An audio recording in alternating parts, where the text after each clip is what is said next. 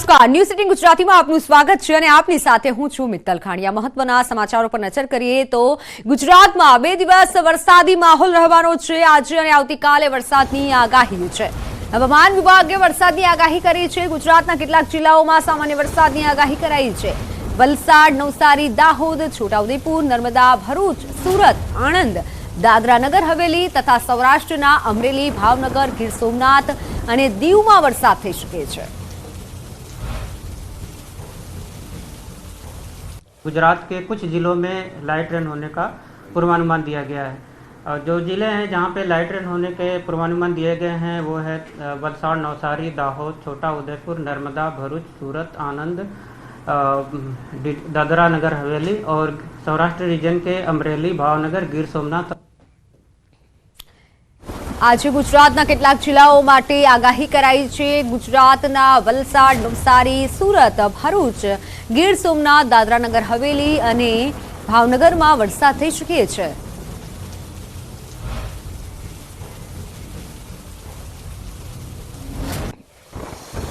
जो isolated places पे light rain होने का पूर्वानुमान दिया गया है वो ज़िले हैं वलसाड़, नवसारी, सूरत, भरूच, गीर सोमनाथ, दादरा नगर हवेली और भावनगर। તો આજે ક્યાં વરસાદની આગાહી કરાઈ છે? મેપના માધ્યમથી નજર કરીએ કે ક્યાં વરસાદ થઈ શકે છે, કમોસમી વરસાદ ક્યાં ક્યાં પડી શકે છે। તો ગીર સોમનાથ અને દીવમાં થઈ શકે છે કમોસમી વરસાદ। બીજી તરફ અમરેલી, ભાવનગર અને આણંદમાં પણ કમોસમી વરસાદ રહી શકે છે। આ તરફ દક્ષિણ ગુજરાતમાં આજ માટે આગાહી કરવામાં આવી છે। દાહોદ, છોટાઉદેપુર, નર્મદા, ભરૂચ, સુરત, નવસારી, વલસાડ, દાદરા નગર હવેલીમાં હવામાન વિભાગ તરફથી આગાહી કરવામાં આવી છે કે આજે વરસાદ થઈ શકે છે, કમોસમી વરસાદ થઈ શકે છે। એટલે ખાસ કરી ખેડૂતો સાવધાની રાખજો। આ તમામ જે જિલ્લાઓ છે ત્યાં આજના દિવસે હવામાન વિભાગે વરસાદની આગાહી કરી છે। ખાસ કરી આણંદ, ભરૂચ, સુરત, નવસારી, વલસાડ, દાદરા નગર હવેલી, નર્મદા, છોટાઉદેપુર, દાહોદ, ભાવનગર, અમરેલી, ગીર સોમનાથ અને દીવમાં આજે વરસાદ થઈ શકે છે। અને હવે વાત કરીશું આવતીકાલે ક્યાં વરસાદ થઈ શકે છે। આવતીકાલે પણ વરસાદની આગાહી કરવામાં આવી છે। આવતીકાલે સૌરાષ્ટ્રના ભાવનગરમાં વરસાદ થઈ શકે છે। ગીર સોમનાથમાં વરસાદની હવામાન વિભાગ દ્વારા આગાહી કરવામાં આવી છે। બીજી તરફ દક્ષિણ ગુજરાતમાં આગાહી કરવામાં આવી છે। દક્ષિણ ગુજરાતમાં ભરૂચ, સુરત, નવસારી, વલસાડ, દાદરા નગર હવેલીમાં દક્ષિણ ગુજરાતમાં આવતીકાલે વરસાદ થઈ શકે છે। એટલે કે 14મી તારીખે વરસાદની હવામાન વિભાગે આગાહી કરી છે। આકરો ઉનાળો છે અને આ ઉનાળા વચ્ચે વરસાદ થઈ શકે છે। ભરૂચમાં થઈ શકે છે, સુરતમાં પણ વરસાદની આગાહી હવામાન વિભાગ તરફ કરવામાં આવી છે। મહત્વનું છે કે હવામાન વિભાગ દ્વારા જે આગાહી કરવામાં આવી છે તો ગરમીમાં રાહત ફક્ત 2 જ દિવસ મળશે। 2 દિવસ વરસાદ, તાપમાનમાં 2 થી 3 ડિગ્રી તાપમાન ઘટી શકે છે। 2 દિવસ બાદ ગુજરાતમાં ફરી ગરમીનો રાઉન્ડ શરૂ થશે। ગરમી અંગે હવામાન વિભાગે આગાહી આપી છે। 2 દિવસ બાદ 2 થી 4 ડિગ્રી તાપમાન ઉંચકાશે। 15-16 એપ્રિલે કચ્છ, સૌરાષ્ટ્રના કાંઠા વિસ્તારમાં ઉકળાટભર્યું વાતાવરણ રહેશે। 2 से 3 डिग्री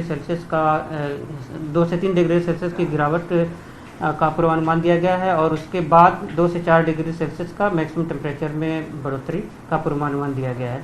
और कोस्टल एरिया की बात करेंगे तो डे 4 और डे 5 में यानी 15 और 16 तारीख को डिस्कम्फर्ट कंडीशन बनी रहेगी सौराष्ट्र और कच्छ के कोस्टल एरिया में। તો કાળઝાળ ગરમી વચ્ચે હવામાન નિષ્ણાંત અંબાલાલ પટેલનું અનુમાન કેટલાક વિસ્તારોમાં પડશે વરસાદ। ભર ઉનાળે ગુજરાત પર માવઠાનું સંકટ યથાવત છે। તો હવામાન નિષ્ણાંત અંબાલાલ પટેલે આ અનુમાન વ્યક્ત કર્યું છે। ભર ઉનાળે ગુજરાત પર માવઠાનું સંકટ છે, વરસાદ આવી શકે છે। આ ગરમી વચ્ચે પણ વરસાદના એંધાણ છે।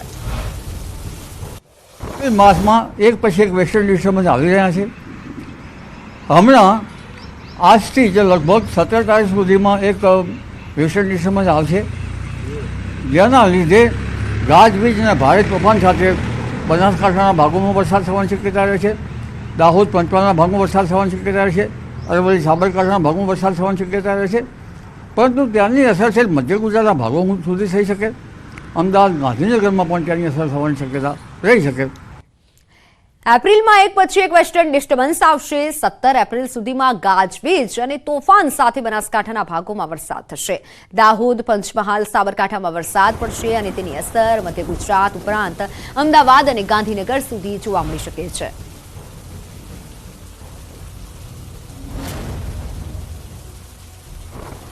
મેના અંત અને જૂનની શરૂઆતમાં પણ અરબ સાગરમાં હલચલ જોવા મળશે. 17 મે થી 22, 23 અને 24મી મેના મહિનામાં અંદામાન નિકોબારમાં ચોમાસું સક્રિય થશે. કેટલાક વિસ્તારોમાં વરસાદ થશે તો દક્ષિણ ઉપસાગરમાં ભારે વાવાઝોડું સર્જાશે. તેમજ લક્ષદ્વીપમાં પણ હળવો વરસાદ અને કંઈક હલચલ જોવા મળવાનું અનુમાન છે.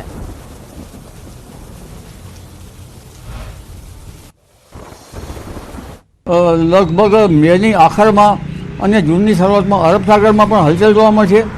તારીખ 17 મેથી 22, 23, 24 મે સુધીમાં આંદોમાન નિકોબાર ટાપુ પર ચોમાસું સક્રિય થશે અને કેટલાક ભાગમાં વરસાદ થશે. દક્ષિણ ઉપસાગરમાં ભારે વાવાઝોડું સર્જાશે. તેમજ લક્ષદ્વીપમાં પણ હળવા થશે. લક્ષદ્વીપમાં પણ કંઈક હલચલ જોવા મળશે.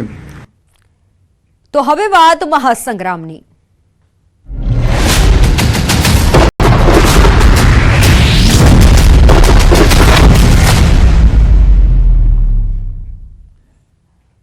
વિસાવદર વિધાનસભાની પેટા ચૂંટણીની જાહેરાત અંગે મોટા સમાચાર સામે આવી રહ્યા છે. વિસાવદર પેટા ચૂંટણીનું કોકડું હજુ પણ ગૂંચવાયેલું છે.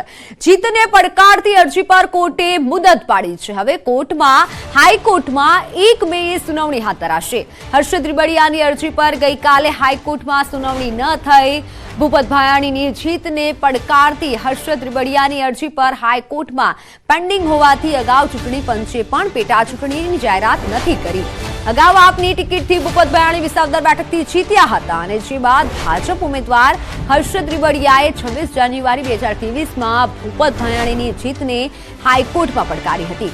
રીબડિયાએ representation of the people act 1951 હેઠળ અરજી કરી હતી. જોકે બાદમાં આપની ટિકિટથી ચૂંટાયેલા ભૂપત ભાયાણીએ આપ સાથે છેડો ફાડી દીધો હતો અને ભાજપમાં તેઓ જોડાયા હતા અને જેના કારણે આ બેઠક હવે ખાલી પડી છે. ગુજરાત વિધાનસભાની ખાલી 6 બેઠકો છે, જેમાં ચૂંટણી પંચે ફક્ત 5 બેઠકો પર જ પેટા ચૂંટણીની જાહેરાત કરી છે. એટલે વિસાવદર પેટા ચૂંટણીની જાહેરાત હજુ પણ બાકી છે, એટલે કે હજુ નથી થઈ.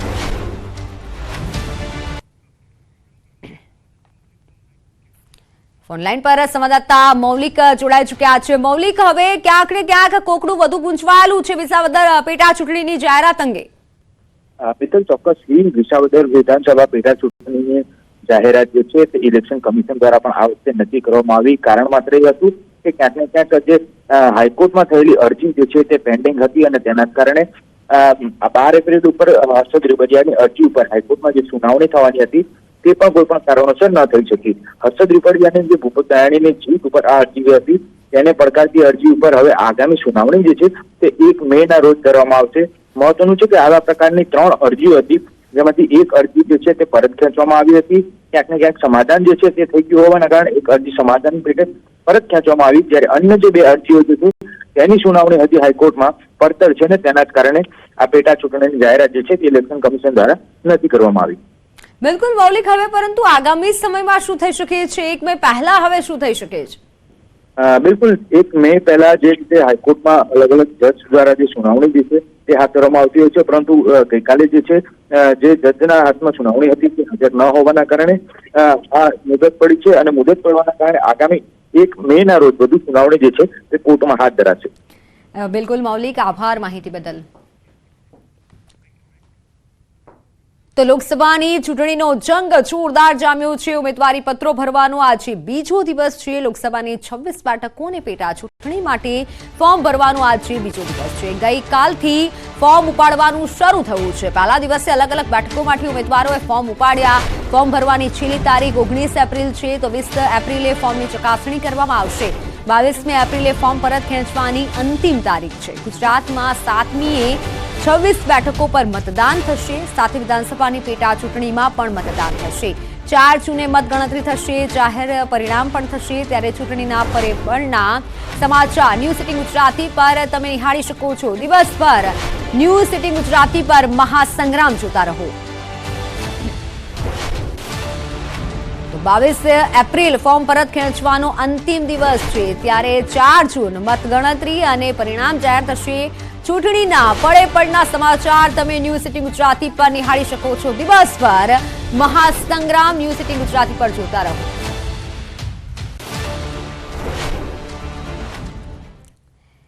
આ તરફ રૂપાલાની ટિકિટ રદ કરવાની માંગ સાથે રાજપૂત સંકલન સમિતિ અડગ રહી છે. આવતીકાલે રાજકોટમાં રાજપૂત સંકલન સમિતિએ મહાસંમેલનનું એલાન કર્યું. આ સંમેલનની હાલ તૈયારીઓ ચાલી રહી છે. રાજપૂત સંકલન સમિતિનું સંમેલન અંગે નિવેદન સામે આવ્યું છે. નિવેદન એ છે કે સભ્ય કરણસિંહે દાવો કર્યો છે, મંજૂરી મળે કે ન મળે અમે સંમેલન કરીશું. આ રાજકીય નહીં પરંતુ સામાજિક સંમેલન છે તેવું નિવેદન સામે આવ્યું છે. અમે ડંકાની ચોટ પર સંમેલન કરીશું. રૂપાલાની ટિકિટ રદ કરવાની માંગ પર સમિતિ અડગ છે. આ તરફ રાજકોટમાં ક્ષત્રિય મહિલાઓ સાથે ઝપાઝપીના બનાવને વખોડવા પણ સમિતિએ નિર્ણય લીધો છે, જેમાં જિલ્લા તાલુકા કક્ષાએ આવેદનપત્ર આપવા આહવાન કરાયું છે.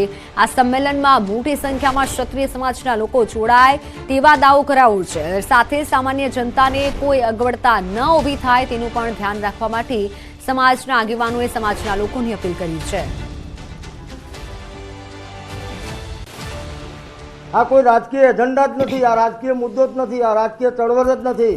આ શુદ્ધ સામાજિક ચળવળ છે અને અમારી માંગ એટલી જ છે કે હજુ મોડું ના કરશો.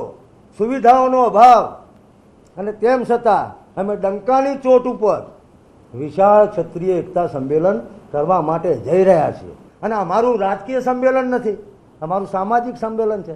અને મારે જ્યાં સુધી વાત થઈ છે ત્યાં સુધી અમારી સભાને સંમેલનને મંજૂરીનો કોઈ પ્રશ્ન આવશે નહીં. મંજૂરી મળી જ જવાની છે અને અમે ડંકાની ચોટ ઉપર ત્યાં આગળ સંમેલન કરવાના છીએ.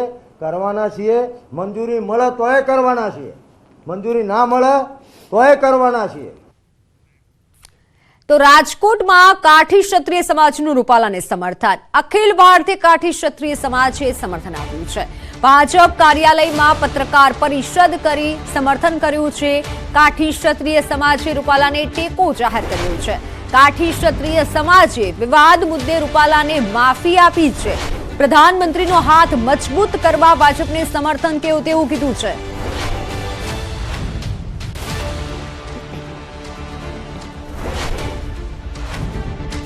ત્યારે અમે કાઠી ક્ષત્રિય સમાજે ભેગા મળી અને નક્કી કર્યું છે કે ભારતીય જનતા પાર્ટીને દરેક જગ્યાએ જેટલો દઈ શકાય તેટલો તન મન અને ધનથી ટેકો આપ.